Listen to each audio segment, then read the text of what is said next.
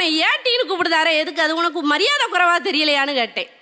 அம்மி அரசிட்டு இருந்தவ குலவியை நிறுத்திட்டு சொன்னா, இந்த மரியாதை கிரியாதெல்லாம் எனக்கு ஒன்றும் தெரியாது, ஆனா உங்க தாத்தா என்ன தவிர வேற யாரையும் ஏட்டின்னு கூப்பிட மாட்டாரு தெரியுமா?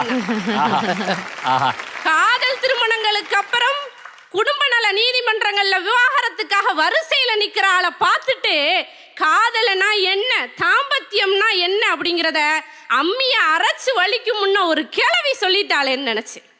படிச்சு முடிச்சதுக்கு அப்புறம் வேலைக்கு போகணும், வெளியூர் போகணும் அப்படின்னா சொந்தக்காரங்கள்லாம் சேர்ந்து என்ன செய்வாங்க அப்படின்னா, பட்டணம் போன உள்ள கெட்டு போயிரும்னு எதிக முனையில நமக்கு எதிர்ப்பு தெரிவிப்பாங்க.